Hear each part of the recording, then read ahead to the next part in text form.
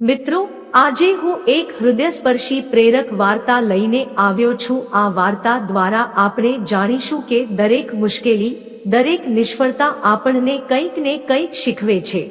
જીવનની દરેક સારી વસ્તુ માટે મહેનત અને સમર્પણ ખૂબ જ જરૂરી છે।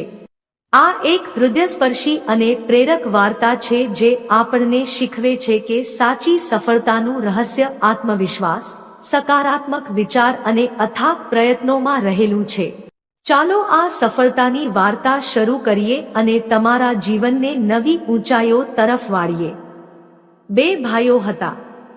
એક દિવસ કોઈ વાતને લઈને બંને વચ્ચે ઝઘડો થઈ ગયો। મોટા ભાઈએ નાનાને થપ્પડ મારી।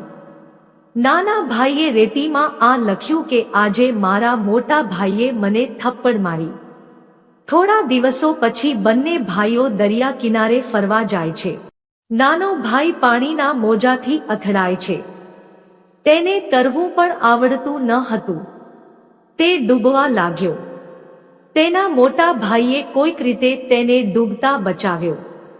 આ વખતે નાના ભાઈએ પથ્થર પર લખ્યું કે આજે મારા મોટા ભાઈએ મને ડૂબતો બચાવ્યો છે। મોટા ભાઈ આની નોંધ લેતા હતા। તેણે પૂછ્યું, તે દિવસે તમે રેતી પર હત્યાની વાત લખી હતી અને આજે તમે પથ્થર પર બચત લખી હતી। આવું કેમ?